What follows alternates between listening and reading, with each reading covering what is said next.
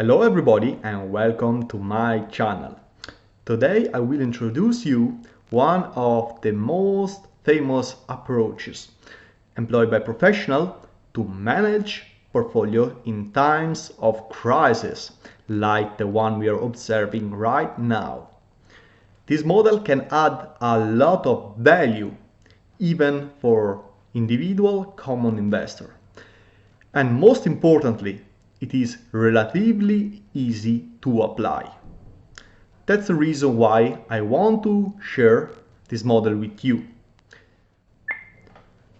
If you are keen on this model and you want to know more, please send me an email at pisatimatteo@gmail.com and I will organize specific seminars and courses to go deep in details on about how I implement this model for myself and for my clients. Thank you for the attention. Let's start. Volatility Managed Portfolios is the name originally given by Alan Moreira and Tyler Muir to the very famous paper Volatility Managed Portfolios, which was published in 2017 in the Journal of Finance, the most famous academic journal for finance worldwide. The following year, they published an extension of this paper, which is named Should Long-Term Investor Time Volatility, and it was published in Journal of Financial Economics, which is second best journal in finance worldwide. So this model is pretty popular even in the academic field. But here we want to see why it's so useful for investors. Now, the problem is pretty simple. Nowadays, I was talking with a number of hedge fund managers and portfolio managers, and everybody was telling me you have to buy at the bottom. And what does it mean? Because nobody knows where and when the bottom is. So what they're doing is every time they see a major drop, let's say by 5%, 4%, they buy something right after. And they think that the market will eventually recover, and so they will profit from this strategy. And this is exactly what this paper investigates. Does it make sense?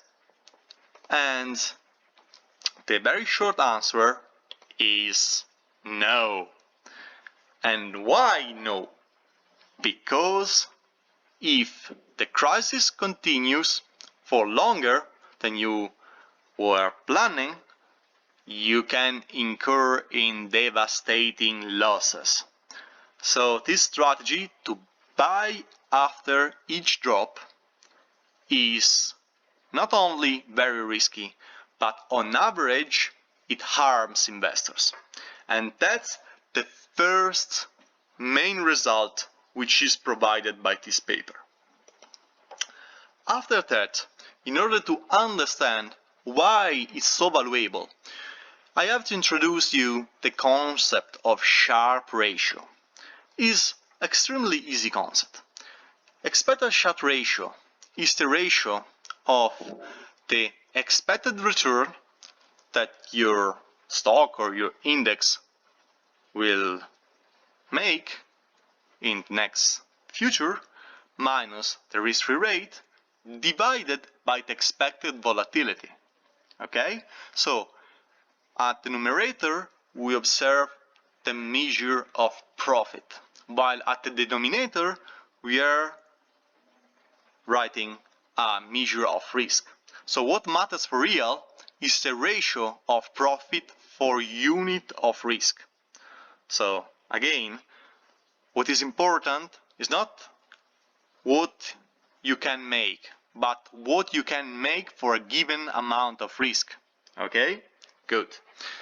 Now, what is important to know for investor is that both the expected returns and volatility are mean reverting, which means that if the expected returns are above the historical average, they will slowly go down and converge to this historical average. The same is true for volatility. But the critical results of that paper is that while expected returns and expected volatility are mean reverting, the speed of the reversion is much higher for the expected volatility than for expected returns. Plus, volatility is easier to forecast than expected returns. And that's extremely important for us. Let's look at this graph.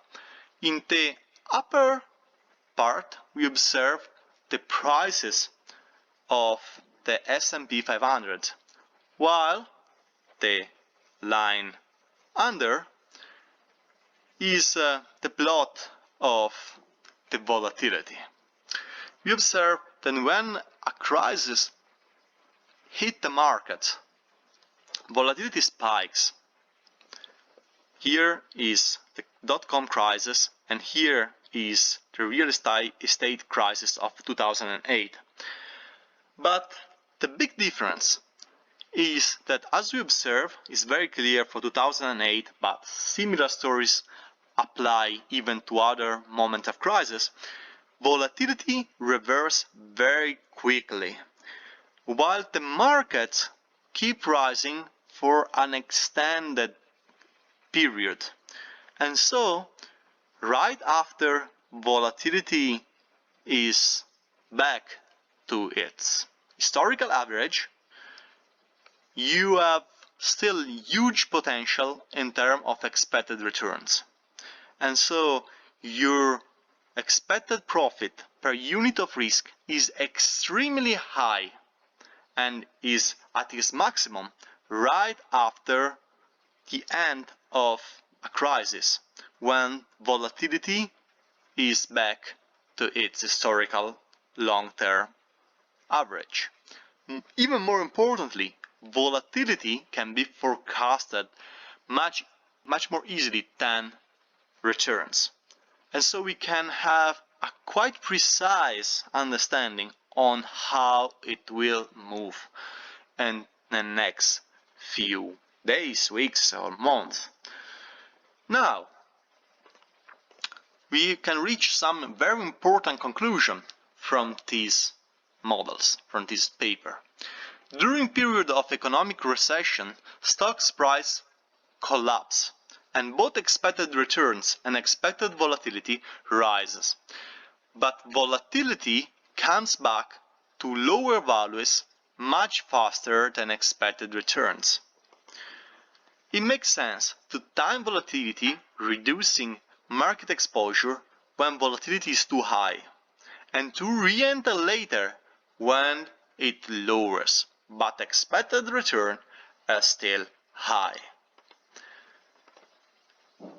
And the natural questions which arise is, can I profit from this? And the answer is yes. You can expect an average yearly wealth gain by more than 2% by employing this strategy, which is remarkable for each investor worldwide. Plus, you avoid the stress of seeing your position plummeting and experiencing extremely negative returns, and that's true for you as an individual, and is even more true if you're a portfolio manager and your clients are seeing the losses materializing. Now, the results which we have just presented are even valuable for long-term investors who have an investment horizon of 20 years or even more.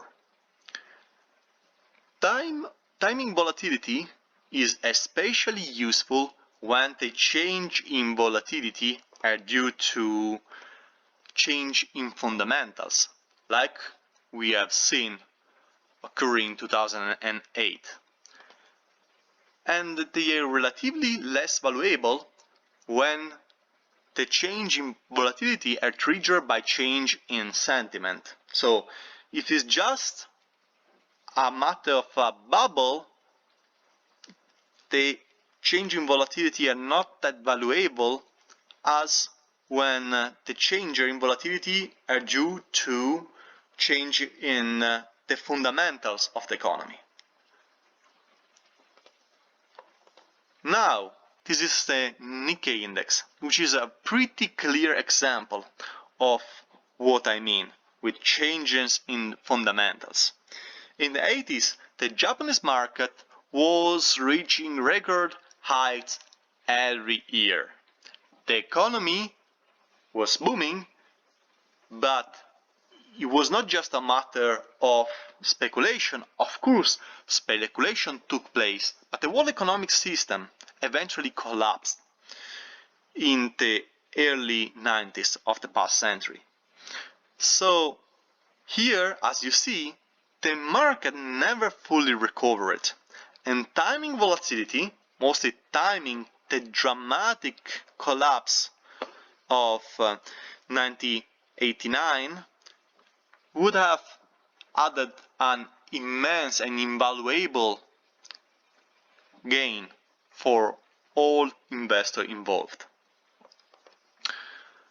I would like to thank you for the attention you pay to my video, and I will be very happy to address further questions on how to implement this strategy.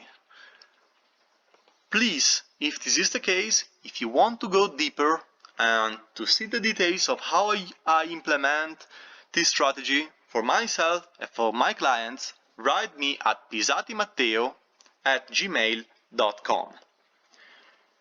I will organize webinars where I will explain the details of my strategy. Thank you again for the attention. Bye bye.